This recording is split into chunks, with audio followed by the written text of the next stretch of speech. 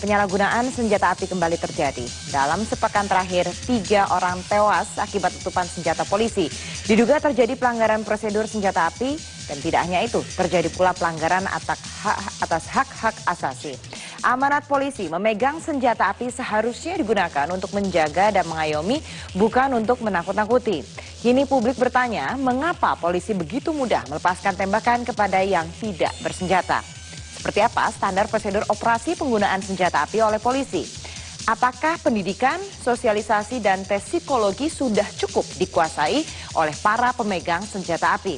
Kita akan membahasnya dengan 2 narasumber, Bapak Kombes Pol Martinus Sitompul, Kepala Bagian Penerangan Umum Humas Polri, dan juga ada Reza Indragiri, psikolog forensik.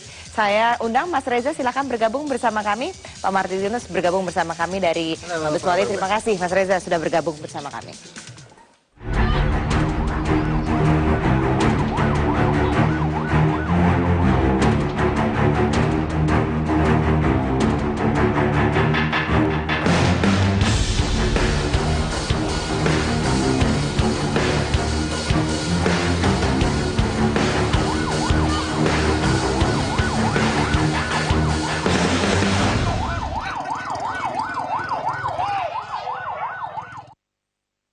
Penyalahgunaan prosedur penggunaan senjata api oleh polisi kembali terjadi. Dalam sepekan ini terjadi 2 kasus penembakan yang berujung korban tewas dilakukan oleh aparat kepolisian. Kasus pertama terjadi di Bengkulu pada Rabu dini hari. Seorang polisi menembak anak kandungnya sendiri hingga tewas. Insiden ini terjadi karena pelaku menyangka anaknya sebagai pencuri. Meski korbannya adalah keluarga pelaku, namun tidak menutup kemungkinan ada pidana dalam kasus ini. Kita juga akan lakukan pendalaman terhadap kasus itu sendiri, apakah ini akan mengarah kepada sebuah perkara pidana atau ini cukup di kode etik. Tentu ada penilaian di sini dari kepolisian setempat, dari Polda Bengkulu. Kenapa? Karena kalau kita lihat kan peristiwa ini peristiwa yang aksiden, ya. Kejadian ini tidak kita harapkan dan ini menimpa anak yang. Sepekan sebelumnya terjadi insiden razia berdarah di Lubuk Linggau, Sumatera Selatan. Seorang polisi melepaskan tembakan bertubi ke sebuah mobil sedan yang kabur saat diberhentikan. Akibatnya 2 penumpang tewas, sementara 3 lainnya terluka dan mengalami trauma. Prosedur penggunaan senpi oleh polisi sudah diatur dalam peraturan Kapolri, namun nyatanya pelanggaran prosedur masih kerap terjadi.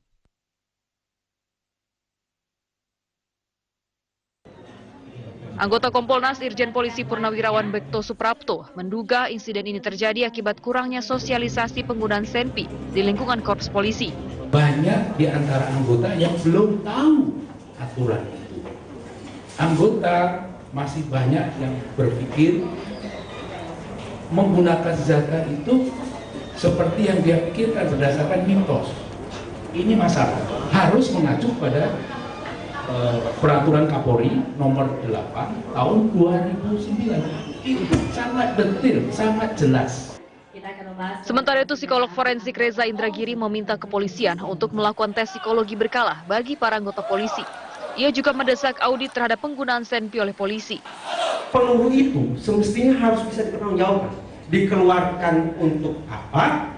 Sudah menempuh prosedur macam apa? Mengakibatkan seperti apa? Cacatkah atau kehilangan nyawa? Tepat sasarankah atau salah sasarankah? Korbannya personil polisi sendiri ataukah masyarakat sipil? Audit ini yang sesungguhnya akan memberikan sebuah bahan perdebatan yang terukur bagi kita.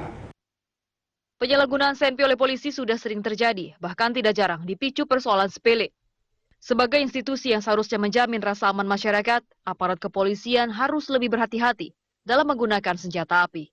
Tim Liputan Metro TV. Saya langsung ke Pak Martinus. Pak Martinus, sepekan ini ada 2 peristiwa yang terjadi di Bengkulu dan juga di Lubuk Linggau. Nah, Anda melihat apakah ada pelanggaran prosedur di sini? Ya, terima kasih. Memang kita pahami memang ada pelanggaran prosedur yang dilakukan. Seperti misalnya yang di Lubuk Linggau. Senjata panjang yang digunakan tersebut seharusnya tidak digunakan karena itu digunakan pada saat Bribka itu melakukan pengamanan di sebuah bank yang kemudian karena ada perintah terakhir yang bersangkutan itu membawanya, dan ini tentu di luar prosedur. Kemudian terkait dengan peraturan Kapolri nomor 8 tahun 2009 itu juga berkaitan mengatur bagaimana penggunaan senjata api itu bagi seorang anggota Polri, dan juga peraturan Kapolri nomor 1 tahun 2009 tentang penggunaan kekuatan dalam tindakan kepolisian itu ada tahapan-tahapannya, yang itu semua tidak dilalui. Pak Martinus, ini sebenarnya kalau kita lihat sosialisasi di lapangan seperti apa sih? Tadi Anda katakan sudah ada peraturan Kapolri-nya, tapi selalu aja kita temukan pelanggaran. Dan ini tidak baru pertama atau kedua kalinya saja terjadi begitu, sudah sering kali terjadi. Sosialisasinya seperti apa ke lapangan? Saya kira tidak terlalu sering ya, tapi memang kasus ini juga tidak tepat juga kalau itu terjadi ya. Karena memang ada peristiwa yang berakibat orang lain meninggal dunia, yang ini yang kita sesalkan dan kita prihatin tentunya. Namun yang di sini yang dilakukan adalah bagaimana proses hukum kepada yang bersangkutan itu berjalan. Untuk mereka melakukan kegiatan dalam kaitan evaluasi itu memang ada berkala untuk melakukan satu tes psikologi, tes psikotes, atau mereka juga melakukan pelatihan-pelatihan yang kurun waktunya secara periodik 6 bulan atau 1 tahun. Juga ada pembatasan bagi mereka, tidak semua anggota Polri itu yang kemudian bisa menggunakan, menyimpan atau memakainya, karena ada seleksi sendiri. Misalnya dari pangkat, pangkat itu brigadir kepala atau brigadir minimal, tidak kepada Bribtu. Nah, ada juga yang memberikan kepada Bribtu. Kenapa? Karena yang bersangkutan memiliki tugas dan peran, misalnya menjadi seorang driver Kapolres, tentu harus dilengkapi persenjataan.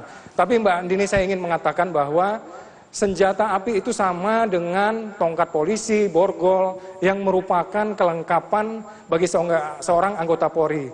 Yang terkait dengan senjata api memang harus ada sebuah evaluasi yang komprehensif kepada personil-personil kami, sehingga mereka memiliki 3 kemampuan. Kemampuan membawa, kemudian kemampuan menyimpan, dan kemampuan menggunakan.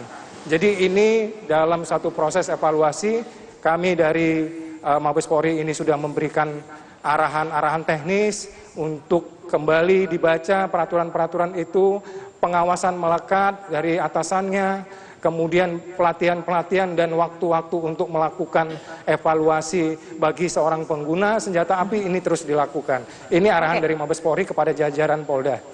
Oke, saya ingin kembali soal mekanisme pengawasan, tapi saya tanya ke Mas Reza terlebih dahulu. Mas Reza, tadi dikatakan sudah ada tes psikologi secara berkala gitu, ini lebih menunjuk kepada individualnya. Cukupkah di situ atau harus lebih daripada individualnya saja? Karena seperti Mbak Andini katakan tadi, karena peristiwanya tidak hanya 1, tidak hanya 2, tapi seolah-olah sudah menjadi sebuah fenomena, betapapun dari segi jumlah belum terlalu besar, maka tidak cukup bagi kita sesungguhnya membahas masalah atau peristiwa ini hanya pada level individual.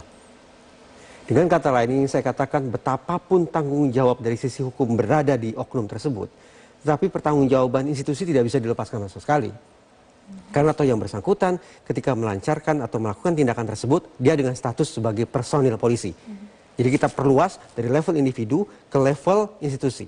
Bahkan saya meyakini bahwa tidak hanya pada level institusi, pada konteks legislasi pun semestinya harus ada pembaruan, semestinya harus ada sebuah revisi di situ.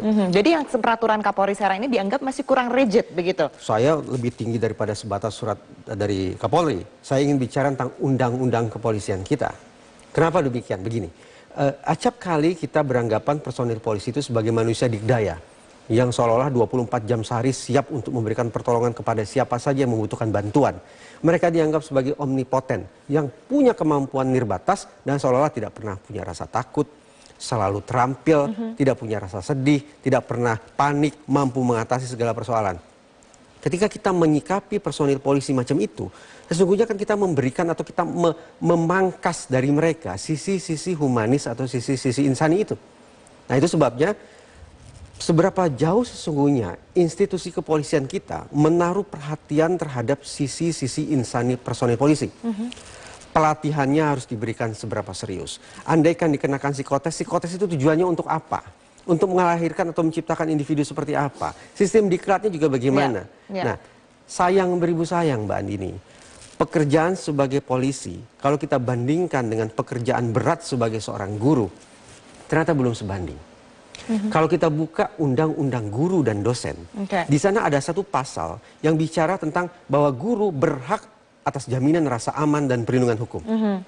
Dengan kata lain, negara kita ini mengakui adanya sisi insani guru yang harus dilindungi sehingga kepada mereka diberikan jaminan rasa aman dan perlindungan hukum. Dengan anggota Tapi polisi. kita tidak jumpai pasal semacam itu di dalam undang-undang kepolisian kita. Oke, kita akan harus bahas lagi. Saya juga ingin tanya sekali lagi Pak Martino soal sebenarnya pengawasannya seperti apa di lapangan, karena hal ini sekali lagi bukan sekali dua kali terjadi begitu kalau dari dalam catatan kami. Kita akan kembali setelah jeda pariwara berikut ini.